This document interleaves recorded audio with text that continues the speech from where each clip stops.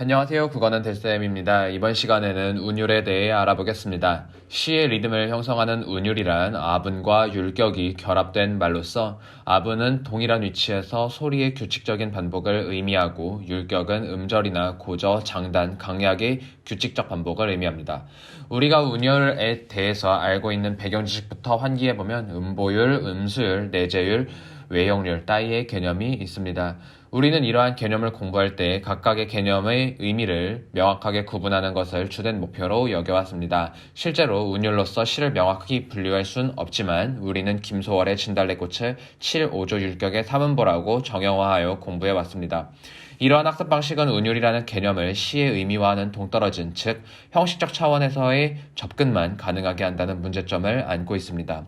앞서 말한 7, 5조는 음수율의 일종으로 음수율이란 음절수의 반복으로 리듬이 만들어진다는 운율론입니다. 하지만 이러한 음수율은 보편적 개념으로 자리 잡기에는 음절수가 매우 가변적이라는 큰 약점을 가지고 있습니다.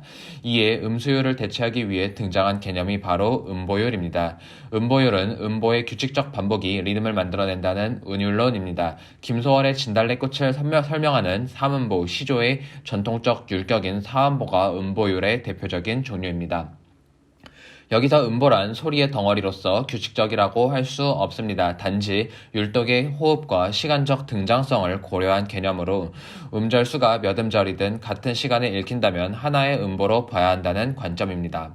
음보율은 음절수의 가변성을 표괄할 수 있고 형식적으로 명징성을 가지고 있어 우리나라 고전시가의 정형적 율격을 설명하기에 더할 나위 없이 충분했습니다. 더 나아가 현대시와 고전시의 통사적 연구 가능성을 열어주었다는 점에서 문학사적 의의를 획득하기에도 충분했습니다. 하지만 이러한 음보율은 현대시에 이르러 해체되기 시작합니다. 자유시로 통칭되는 현대시는 정해진 형식이 없고 개성적인 시도 다수 창작되기에 음보율로서 자유시의 운율을 설명하기에 한계가 생기게 됩니다. 그렇다고 해서 자유시는 운율이 없다고 단정짓기에도 너무 큰 리스크를 감수해야 합니다. 그래서 등장한 새로운 운율론이 바로 내재율입니다. 하지만 이러한 내재율은 사전적 의미로만 존재할 뿐 실제 자유시를 읽어보면 어느 부분에서 율격이 느껴지는지 파악하기가 어렵습니다. 율격은 분명히 반복을 전제해야 하는데 현대시에서는 이러한 반복조차 가시적인 경우가 드물기 때문입니다. 따라서 최근에는 이러한 운율론이 형식적 특징에만 주목하는 관점에서 벗어나 운율을 통해 시적 의미를 생성한다는 의미론적 차원에서의 운율의 기능에 주목하기 시작합니다. 실제로 우리가 운율을 공부할 때 운율을 단순히 형식적 차원에서의 반복을 통해 얻어지는 결과물로서 학습할 때보다 의미론적 차원에서의 학습은 시에 대한 폭넓은 이해를 하는데 도움을 줍니다. 고등학교 1학년 때 배우는 정지용의 향수에서의 후렴구는 문장 구조의 반복을 통해 운율을 형성하고 고향에 대한 그리움이라는 화자의 정서를 강조하는 역할을 한다고 설명합니다. 시에서의 반복은 규칙적인 출현을 통해 의미를 확정짓기 위한 수단이 아니라 유사성 속에서 미묘한 차이를 드러내며 의미화의 절차를 구축해가는 수단입니다.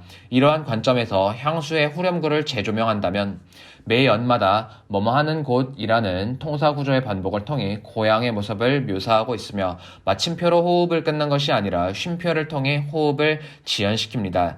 그리고 한 행을 비워 지연된 호흡을 한 행 연장시키고 후렴구를 등장시켜 이완된 호흡을 고향에 대한 직접적인 그리움의 표출로 집약하고 있습니다.